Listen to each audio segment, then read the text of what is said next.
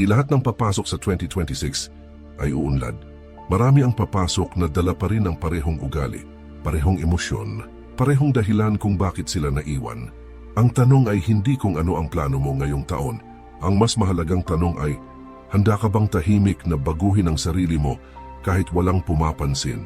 Maraming tao ang gustong umangat pero ayaw nilang bitawan ng ingay. Gusto nila ng resulta pero gusto rin nila ng papuri habang ginagawa ito. Pero ang totoo, ang tunay na pagbabago ay hindi maingay. Hindi ito ina-announce, hindi ito ina-explain, at lalong hindi ito ipinagmamayabang. Sa Stoic wisdom, ang taong may direksyon ay hindi nagmamadali magsalita. At sa pananaw ng pananampalataya, ang gawa na may magandang layunin ay ginagawa kahit walang nakakakita. Ngayong taon ay hindi taon ng pagpapaliwanag, hindi taon ng pakikipagtalo, hindi taon ng pagpapatunay sa iba. Ito ang taon ng pagpili ng sarili, hindi sa paraang makasarili, kundi sa paraang responsable. Responsableng linisin ang isip, responsableng disiplinahin ang emosyon, responsableng putulin ang mga bagay na tahimik na sumisira sa iyo.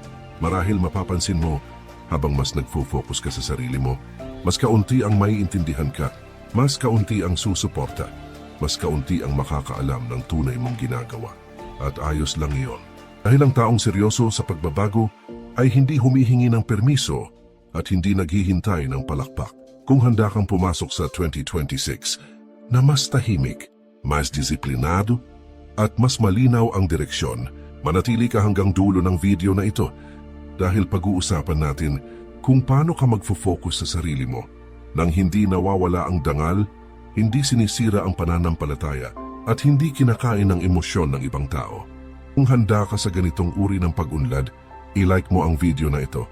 I-share kung may kakilala kang kailangang makarinig nito. At mag-subscribe para sa mas malalim na aral tungkol sa disiplina, karakter at buhay. Maraming salamat. Bakit hindi ka makafocus sa sarili mo? Isa sa pinakamalaking dahilan kung bakit hindi makafocus ang tao sa sarili niya ay hindi kakulangan sa oras, hindi kakulangan sa kakayahan, kundi pagiging dependent sa emosyon ng iba. Kapag ang galaw mo ay nakaangkla sa nararamdaman ng ibang tao, nawawala ang direksyon ng sarili mong isip. Kung masaya sila, gumagalaw ka. Kung malungkot sila, humihinto ka. Kung nagtatampo sila, nagigilty ka. Unti-unti, hindi mo na namamalayan na ang buhay mo ay refleksyon na lamang ng emosyon ng iba. Ito ang tahimik na anyo ng pagkakagapos. Walang tanikala, walang kulungan. Pero hindi ka makaalis. Sa Stoic na pananaw, taong hindi kayang ihiwalay ang sariling isip sa emosyon ng iba ay madaling manipulahin, hindi dahil masama ang iba, kundi dahil hindi malinaw ang hangganan. At sa pananaw ng pananampalataya, kapag ang kapayapaan mo ay nakasalalay sa reaksyon ng tao, unti-unti mong inililipat ang bigat ng puso mo mula sa Diyos patungo sa nilikha. Dito nagsisimula ang pagod na walang pangalan. Pagod ka, pero hindi mo alam kung saan nanggaling. Pagod ka, pero wala ka namang mabigat na ginagawa para sa sarili mo dahil ang enerhiya mo ay nauubos sa pag-aayos ng emosyon ng iba. Sa ganitong kalagayan, mahirap mag-focus sa sarili. Dahil sa tuwing susubukan mong bumalik sa sarili mong direksyon, may hihila pabalik sa'yo, hindi gamit ang kamay, kundi gamit ang emosyon. Stoic reflection. Hindi ka nawawala dahil wala kang direksyon. Nawawala ka dahil mas inuuna mo ang damdamin ng iba kaysa sa katotohanan ng sarili mo. Dito pumapasok ang tahimik na aral ng Stoicism. Hindi lahat ng nararamdaman ng tao ay responsibilidad mong pasanin. Ang pagiging makatao ay hindi nangangahulugan ng pagiging emosyonal na alipin. Kung gusto mong mag-focus sa sarili mo sa ngayong taon, kailangan mong matutunang makaramdam. Nang hindi nadadala, kailangan mong matutunang umunawa. Nang hindi nawawala sa sarili, dahil hanggat umaasa ka sa emosyon ng iba para makaramdam ng katahimikan, hindi ka magiging buo. Ang tahimik na pagkaalipin sa opinyon ng iba. Maraming tao ang nagsasabing gusto nilang mag-focus sa sarili nila. Pero sa likod nito, may isang tanong na patuloy na bumubulong sa isip nila. Ano kaya ang iisipin nila? Ito ang ugat ng need for approval. Hindi mo kailangan ng utos para tumigil. Sapat na ang posibilidad na hindi ka magustuhan. Kaya bago ka kumilos, iniisip mo muna kung tatanggapin ka. Bago ka magsalita, nitimbang mo muna kung may masasaktan. Bago ka pumili ng direksyon, Hinihintay mo muna kung may sasang-ayon. Unti-unti, hindi mo na namamalayan na ang buhay mo ay hindi na ikaw ang nagdedesisyon, kundi ang takot mong hindi ka maaprubahan. Sa Stoic na pananaw, ito ang kabaligtaran ng kalayaan dahil ang taong nabubuhay para sa palakpak ay takot sa katahimikan. Si Epictetus ay may malinaw na paalala, if you want to improve, be content to be thought foolish.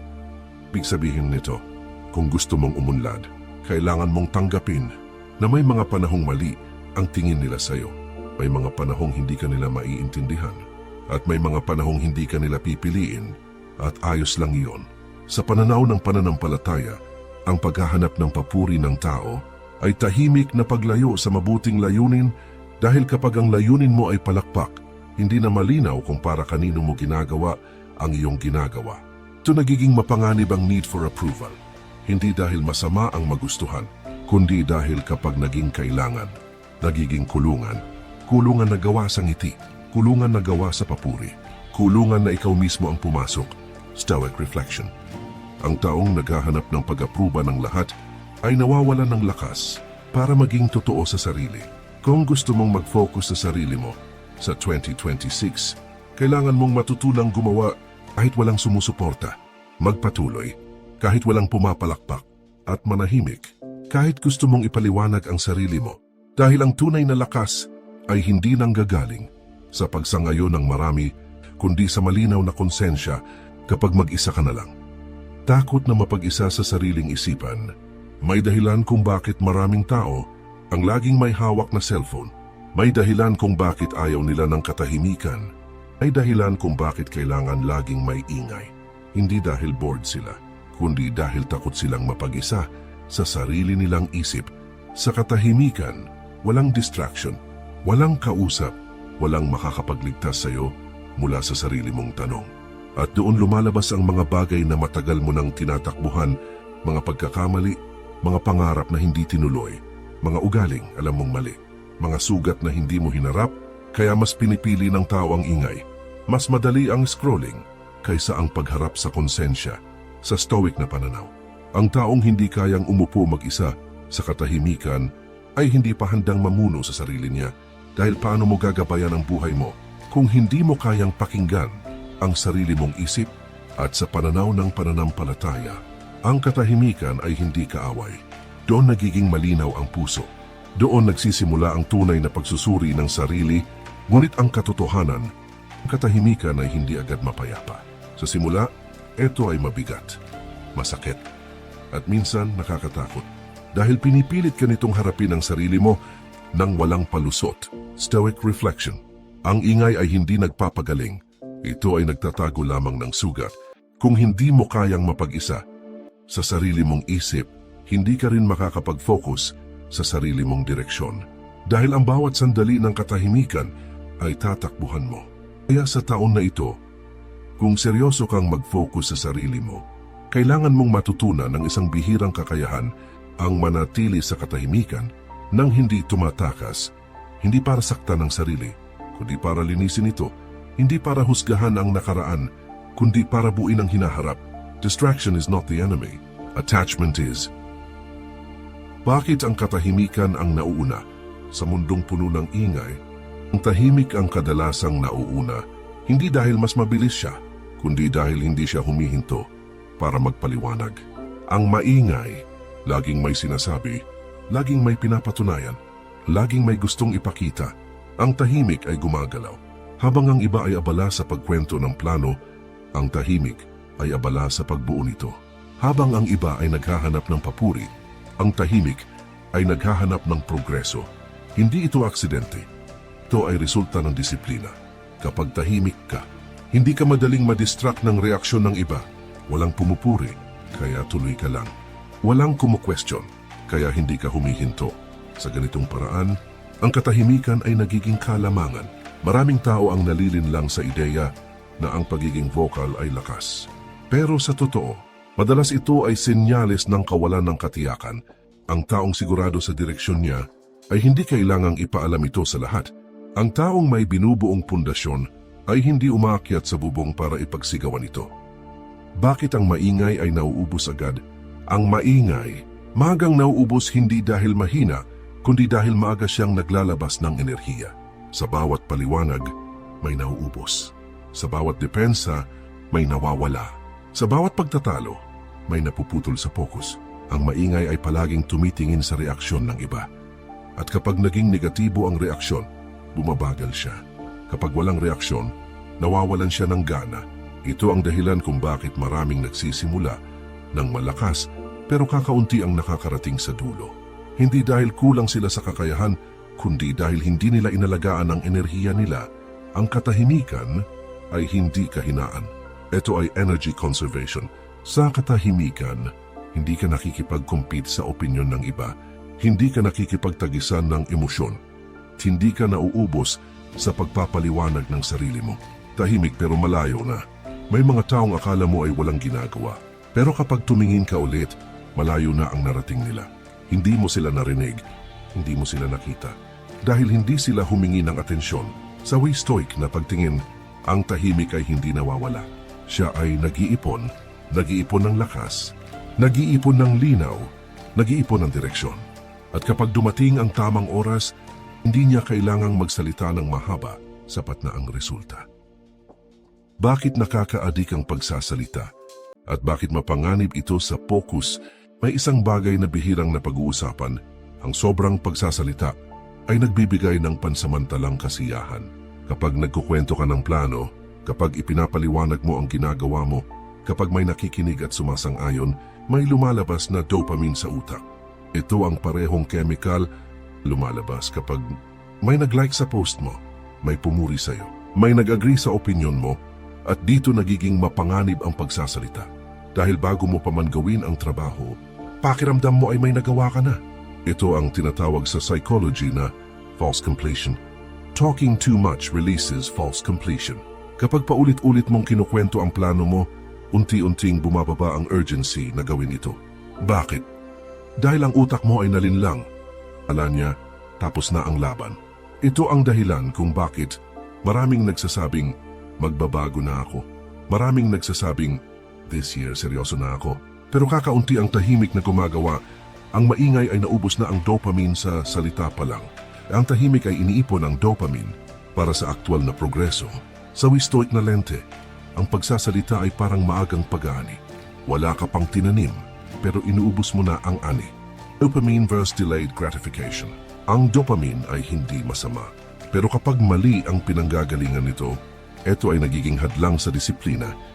May dalawang uri ng kasiyahan, instant dopamine. Mula sa salita, papuri at reaksyon, delayed gratification. Mula sa tahimik na paggawa at pagtitiis, ang instant dopamine ay mabilis pero maikli. Ang delayed gratification ay mabagal pero malalim. Ang problema ng modernong tao ay hindi kakulangan sa kaalaman, kundi kawalan ng kakayahang maghintay. Gusto niya ng pakiramdam ng progreso kahit wala pang tunay na progreso.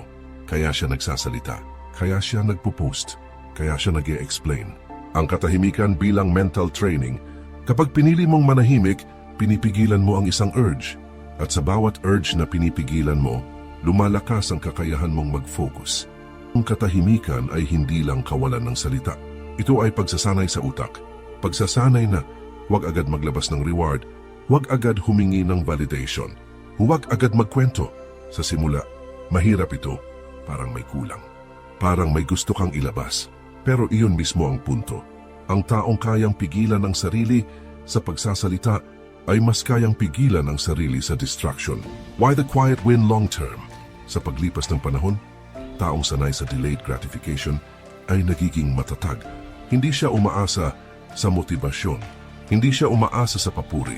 Umaasa siya sa sistema. At dito nagsisimulang maghiwalay ang landas ng tao. Ang maingay, kailangan ng audience para gumalaw. Ang tahimik, gumagalaw kahit mag-isa. Why stoic reflection? Kapag masyado kang nagsasalita tungkol sa plano mo, pinabawasan mo ang lakas para tuparin ito. Katahimikan bilang karunungan at disiplina, may dahilan kung bakit ang mga pilosopo, mga leader, at mga taong may lalim ay hindi pala salita. Hindi dahil wala silang masasabi, kundi dahil pinipili nilang timbangin ang salita laban sa gawa. Si Marcus Aurelius ay may simpleng paalala, waste no more time arguing what a good man should be, B1. Hindi niya sinabing ipaliwanag mo kung bakit ka mabuti. Hindi niya sinabing ipagtanggol ang sarili mo. Sinabi niya, maging ganun ka sa stoic na pananaw.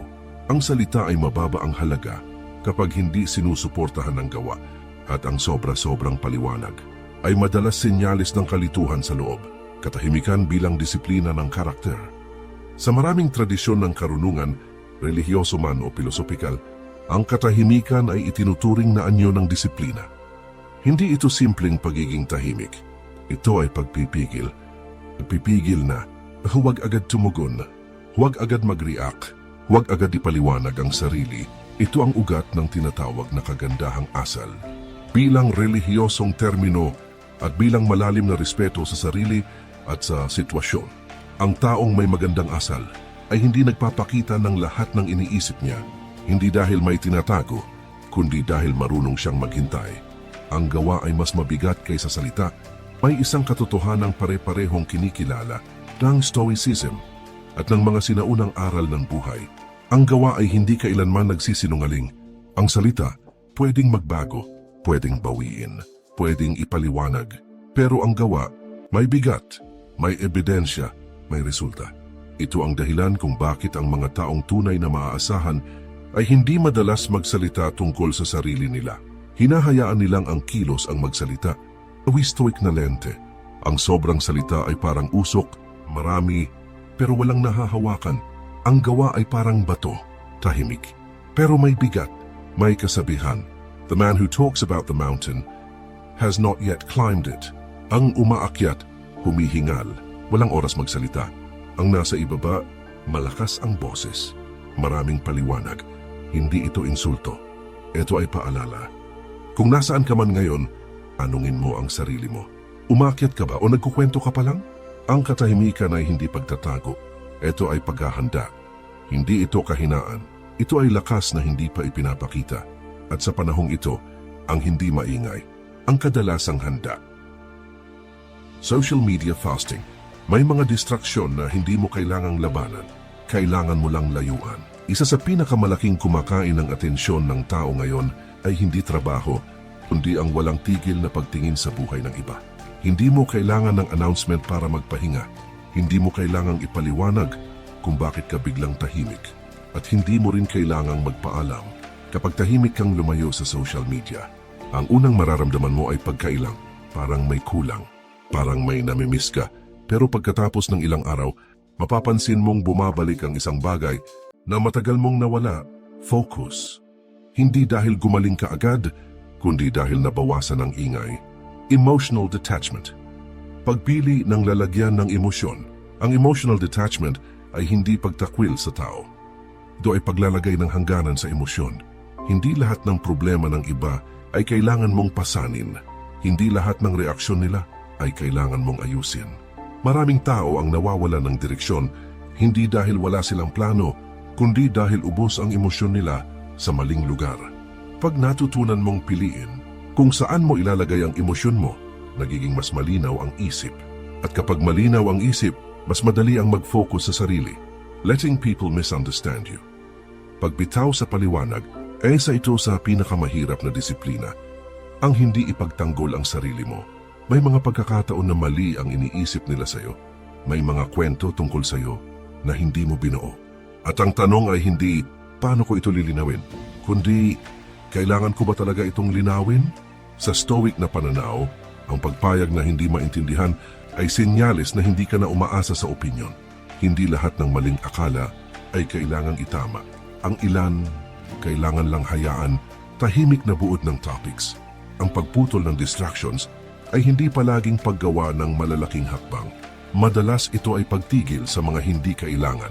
Mas kaunting exposure, mas kaunting emotional na involvement, mas kaunting paliwanag. At sa kakulangan ng ingay na iyon, nagkakaroon ng espasyo ang sarili. Deep insight. Hindi lahat ay karapat-dapat sa paliwanag. Isa sa pinakamahirap intindihin sa buhay ay ito. Not everyone deserves an explanation. Some only deserve distance. Hindi lahat ng tao ay kailangang maintindihan mo. Hindi lahat ng tao ay karapat-dapat sa oras mo. Hindi lahat ng tao ay kailangang payagan na maging bahagi ng proseso mo. Maraming tao ang nababahala. kapag hindi nila nakukuha ang paliwanag. Maraming tao ang nagtatanong, bakit hindi mo sinasabi? Bakit hindi mo ipinaliwanag? Bakit naglayo ka? At doon pumapasok ang panganib. Ang utak mo ay naiipit sa kanilang opinyon. Ang puso mo ay napapawi ng kanilang expectation. Ang focus mo ay nawawala sa sarili mo. Ang tunay na lakas ay makilala kung sino ang karapat-dapat sa attention mo. Sino ang karapat-dapat lamang sa distansya. Wise Stoic reflection. Tahimik man o maingay ang iba, hindi mo kailangan sagutin ang lahat. Hindi mo kailangan ipagtanggol ang sarili mo. Hindi mo kailangan ipaliwanag ang dahilan ng bawat hakbang mo. Ang disiplina ay hindi sa pagsunod sa opinyon ng marami, kundi sa pagpili ng tamang lugar at tamang tao kung saan mo ilalagay ang enerhiya mo. Kapag naintindihan mo ito, nagiging malinaw. Ilang tao ay sadyang nasa labas ng iyong daan at ayos lang iyon. Practical examples. Paano putulin ang distractions ng hindi nagpapaliwanag? Sa puntong ito, hindi na abstract. Ito ay pang-araw-araw na aksyon na magbabalik ng focus sa sarili mo. Number 1. Hindi pag-reply agad. Kapag may mensahe o tanong, hindi mo kailangang sagutin ka agad. Hindi dahil ignore ka, kundi dahil pinipili mong kontrolin ang oras at enerhiya mo. Sa una, mahirap ito. May guilt, may pressure, pero sa bawat delay na kontrolado, natututo kang mag-prioritize ng sarili mong gawain, hindi ang kagustuhan ng iba. Wise Stoic insight. Ang hindi agad pagsagot ay hindi kawalan ng respeto. Ito ay respeto sa sarili mo. Number 2. Hindi pag-share ng plano. Hindi mo kailangang ipaalam sa lahat ang plano mo sa buhay. Hindi lahat ng opinyon ay mahalaga. Hindi lahat ng tao ay makakaintindi. Susuporta. Kapag hindi mo ipinapaliwanag ang plano, nagiging malaya ka sa opinyon at emosyon ng iba. Nagiging malaya ka para tahimik na itayo ang sarili mo. Wise Stoic insight. Ang plano ay mas mabigat kapag gawa, hindi kapag ipinagpapaliwanag. Number 3. Hindi pag-justify ng boundaries. Kung may hangganan ka sa oras, space o emosyon, huwag mong ipaliwanag ang bawat desisyon mo. Hindi lahat ng tao ay karapat-dapat sa paliwanag. Ilan ay sadyang maiinis o hindi makakaintindi. Ang pag-justify ng boundaries ay pagbibigay ng access sa control ng iba sa sarili mong buhay. Ang tahimik na pagtatakda ng hangganan ay nagpapakita ng malasakit sa sarili at katatagan. Wise Stoic insight. Ang boundary na tahimik ay boundary na hindi natatalo. Buod ng practical execution. Pag hindi ka agad sumasagot, pinoprotektahan mo ang oras at focus mo. Pag hindi ka nagsha-share ng plano, pinapanatili mo ang control at privacy mo. Pag hindi ka nagpapaliwanag ng sarili, pinapalakas mo ang sarili at integridad mo. Sa bawat simpleng hakbang, unti-unti mong pinapalaya ang sarili mo mula sa ingay, opinion at expectations ng iba. At kapag natutunan mo ito, makikita mo na ang tahimik na pagputol ng distractions ay mas mabigat kaysa kahit anong paliwanag. 5 pang-araw-araw na sistema para mag-focus sa sarili. Number 1. Morning silence. Simulan ang araw sa katahimikan bago pa gumising ang mundo, bago pa pumasok ang ingay ng mensahe, balita at opinyon ng iba. May isang sandali na tahimik ang lahat. Iyon ang sandaling madalas sinasayang ng tao. Maraming tao ang gumigising at agad hinahayaan ng mundo na pumasok sa isip nila. Pagkagising pa lang, cellphone agad, notification agad, problema ng iba agad. At bago pa man sila makapag-isip para sa sarili nila, ang direksyon ng araw nila ay nadikta na ng panlabas na ingay. Sa Stoic na pananaw, ang umaga ay hindi para sa reaksyon, ito ay para sa intensyon. Ang morning silence ay hindi lang simpleng katahimikan. Ito ay pag-angkin ng isip bago ito angkinin ng mundo. Ano ang morning silence? Hindi ito kailangang mahaba. Hindi ito kailangang komplikado. At hindi rin ito kailangang ipaalam sa iba. Ito ay sandaling walang cellphone, walang scroll, walang usapan, walang agenda ng ibang tao. Maaring 5 minuto. Maaring 10. Ang mahalaga ay ikaw ang unang kausap ng sarili mo sa araw na iyon. Sa katahimikang ito, hindi mo hinahanap ang sagot sa lahat ng bagay. Hinahanap mo lang ang linaw. Bakit ito mahalaga? Dahil kung ang unang stimulus ng araw mo ay galing sa labas, ang buong araw mo ay magiging reaksyon. Pero kung ang unang sandali ng araw mo ay katahimikan, nagiging kalmado ang pagdedesisyon mo. Sa Stoic na pagtingin, ang isip na nagsisimula sa katahimikan ay mas mahirap iligaw sa buong maghapon. paano ito gawing practical. Hindi mo kailangan mag-meditate ng matagal. Hindi mo kailangan magdasal ng mahaba. Hindi mo kailangan ng ritual. Simple lang. Umupo o tumayo sa tahimik na lugar, huminga ng mabagal. Tanungin ang sarili, ano ang pinakamahalagang bagay na dapat kong ingatan ngayon? Yun lang. Di mo hinahabol ang motibasyon. Hinahabol mo ang kamalayan. Tahimik na paalala, ang morning silence ay unang anchor ng disiplina. Kung hindi mo kayang maglaan ng ilang minuto para sa sarili mo sa umaga, mahirap asahan na kaya mong mag-focus. Kapag magulo na ang mundo, ang taong tahimik sa umaga ay mas handang harapin ang ingay ng araw. Number 2. Physical discipline. Katawan bilang unang pagsunod. Maraming tao ang naghihintay muna ng lakas ng loob bago kumilos. Gusto muna nilang makaramdam bago sila sumunod. Pero sa stoic na pananaw, baligtad ang proseso. Una ang kilos. Sumusunod lang ang pakiramdam. Ang physical discipline ay hindi tungkol sa itsura ng katawan. Ito ay tungkol sa pagpapakita sa sarili mo na kaya mong sumunod kahit walang gana. Bakit katawan ang unang dinidisiplina? Dahil ang katawan, pinakadiretsong kausap ng disiplina. Hindi ito na